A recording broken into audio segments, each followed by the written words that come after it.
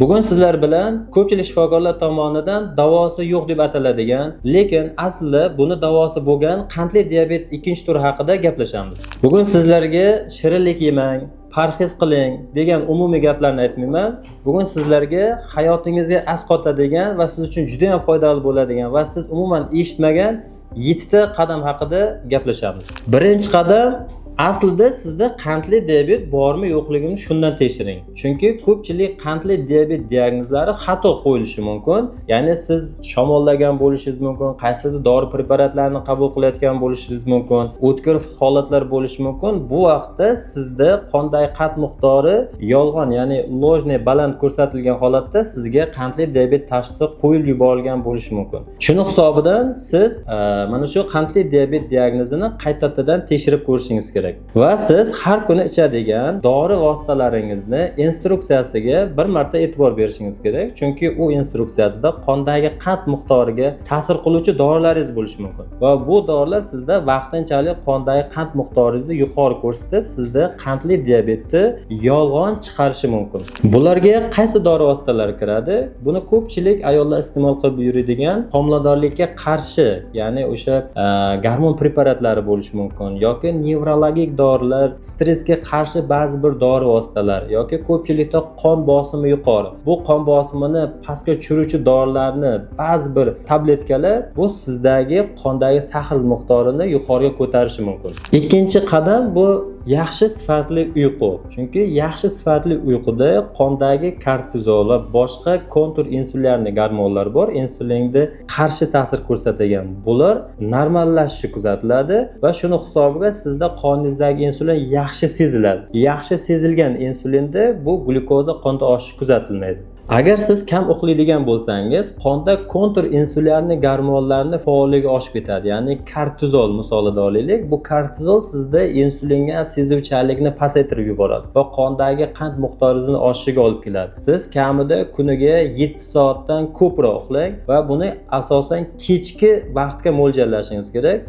Ya'ni bemorlar bor, kunduz kuni ham uxlab, kechasi kam uxlaydi, lekin 8 soat, 9 soat uxlayman-ku deydi. Eng yaxshi sifatli uyqu bu sizni kechki vaqtingizga, kechki soat 10 dan ertalabki 6-7 gacha uxlashingizni tavsiya etaman. Bunda sizda insuliningiz yaxshi ishlanadi, qonda ortiqcha gormonlar sekretsiya bo'lmaydi va sizda qandli diabetga kelib chiqish ehtimoli va qandli diabetga kechishi sizda juda yengil bo'ladi. Uchinchi qadam, qandli diabeti bor bemorlarda vitaminlarga bo'lgan ehtiyoj oshadi. Bu guruh vitaminlardan eng keraklisi qandli diabetda B guruhi hisoblanadi. Ko'pchilik bemorlar metformin saqlovchi tarkibida bor preparatlarni ko'p iste'mol qilishadi yoki doimo iste'mol qilishga yozib berishadi.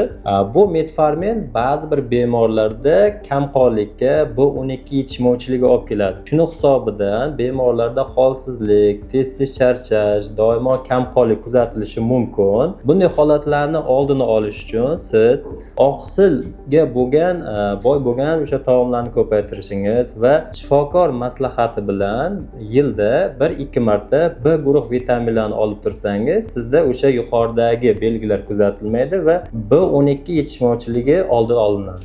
4-qadam, ba'zi bir shifobaxsh o'simliklardan vaqti bilan foydalanib turing. Chunki bu o'simliklar sizda qondagi sahar miqdorini tushirishda va insulinga sezuvchanlikni oshirish sifatida qo'shimcha ravishda foydalanib turing. Aptekadan bu dori vositalari, ya'ni o'sha ildiz o'simliklarni, loviya po'stlog'i bo'lishi mumkin, mohindon, xalq tilida adovanchik deb ataladi, manjetka, bularni ko'pchilik eshitgan. Bu o'simliklarning urug'larini, bu o'simliklardan olingan dori vositalarini vaqti bilan ichib yursangiz, o'sha qondagi sahar tushirishga yordam sifatida.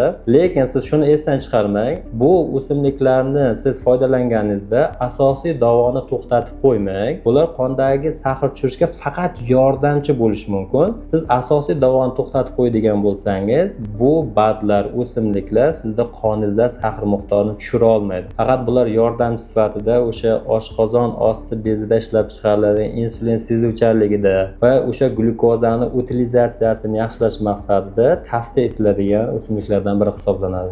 5-qadam bu to'g'ri ovqatlanish sirlari hisoblanadi. Siz faqat shirinliklardan cheklanmang, bundan tashqari fast foodlar bo'lishi mumkin, gazli ichimliklar bo'lishi mumkin. Siz bulardan mutlaq chegaralangan bo'lishingiz kerak, chunki bularning tarkibidagi glyukoza juda ham tez so'riladi va qondagi qand miqdoringizni oshirib yuboradi va bularning tarkibida yolg'on yog'lar va o'ta trans yog'lar juda ham ko'pligi hisobiga sizni qon tomiringizni yopib qo'yadi va saharda ketishini og'irlashtiradi bular. Bundan tashqari oddiy choy o'rniga qoraqat, ko'pchilik eshitgan bo'ladi, chyornika deb ataladi. Buni barglaridan oddiy choylar ko'rinishida foydalaning. Bular qon tomirlaringizni mustahkamlaydi va qondagi sahar tushishiga yordamchi sifatida ishlaydi. Qahva o'rniga sikori damlab iching. Bu sizni oshqozon osti bezini, beta hujayralarini funksiyasini yaxshilaydi va bundan tashqari sizda keraksiz bo'lgan xolesterinlarni miqdorini tushirishda yordamchi element sifatida qatnashadi. Bundan tashqari ratsionga e'tibor bering, ko'proq uglevod o'rniga oqsillarni qo'shing. Chunki oqsillar sizda mushak massasini ushlab turadi, ozdirib yubormaydi va qoningizdagi sahar miqdorini ko'tarib yubormaydi va sizga uzoq vaqt davomida energiya berib turadi. Bularga nimalar kiradi? Oddiy mol go'shti bo'lishi mumkin, tovuq go'shti bo'lishi mumkin, baliqlar bo'lishi mumkin. Bular sizda o'sha qondagi xolesterin miqdoringizga ham yaxshi ta'sir qiladi va sizda ko'rish funksiyasini ham yaxshilab beradi va baliq tarkibida omega bo'lib, bu omega sizda xolesterin muvozanati, ya'ni keraksiz xolesterinlarni kamaytirib, kerakli bo'lgan xolesterinlarni oshirib beradigan asosiy taomdan biri hisoblanadi va bundan tashqari taomga ko'proq kletchatkani qo'shing. Kletchatka bu siz yeyayotgan uglevodlar, ya'ni shirinliklarni so'rilishini sekinlashtiradi. O'sha sekin o'zlashtiriladigan kletchatkalar bu sizda hazm faoliyatingizni yaxshilaydi. Qandli diabeti bor bemorlarda ko'pchilikda ich qotishlar kuzatiladi. Mana shu ich qotishlaringizga ham davosi sifatida qo'shimcha albatta kletchatkani qo'shing va sizda har kuni stabilni ich kelishingiz yaxshi bo'ladi. 6-qadam, siz kuniga 3 mahal asosiy ovqatlaning. Chunki qo'shimcha ovqatlar sizda yana ortiqcha insulinni sekretsiyasiga olib keladi. Bu sizda kun davomida qondagi sahar miqdoringizni har xil bo'lishiga olib keladi. O'shaning uchun siz taomnomangizni asosiy 3 mahalga o'tkazing va bu 3 mahalni ko'paytirmang va kamaytirmang ham. Chunki 3 mahaldan kam ovqatlanish ham tavsiya berilmaydi qandli diabetda va 3 mahaldan ziyod ham. Va siz bu 3 mahal ovqatlanganda asosiy taomnomani bittada ko'p yevormang. Ya'ni oldingizga 3 mahal bo'lsa, har xil uglevodlar, oqsillar miqdorini ko'paytirib plotni yemang. Ya'ni parhez hamisha kerak qandli diabetda. Siz asosiy o'sha ovqat ratsioningizni ko'proq kletchatka va o'sha sekin o'zlashtiriladigan uglevodlarga, oqsillarga almashtirishga e'tibor bering. Haqiqatan ham u reklama uchun emas, o'zi rostdan ham shu gapni aytaman. Juda hattoki 27gacha ko'tariladi saharam. 2 kunda 5-4, 5-7ga tushirib berdilar. Dushanba kuni Ibrat med klinikasiga undan oldin telefon qildim. Instagramda sahifalardan ko'rdim.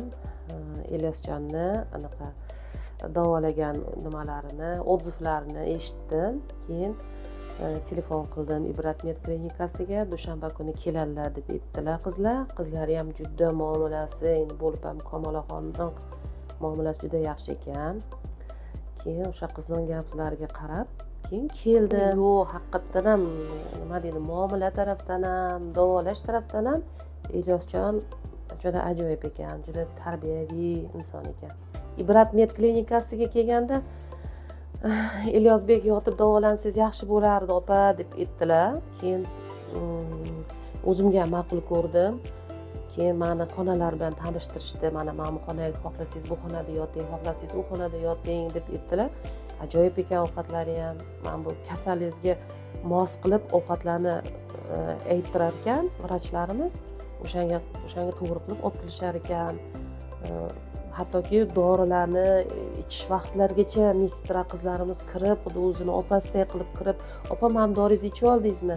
Opa, mana 15 minutdan keyin ichasiz, mana 15 minutdan keyin ovqatlanasiz" deb mana shunaqa menga o'rgatib turdi. 7-qadam bizda xalqimizda shunaqa bir maqol bor, ya'ni agar ot egasi boy bo'lsa, uni dori bilan davola, agar u kambag'al bo'lsa, uni yugurtir.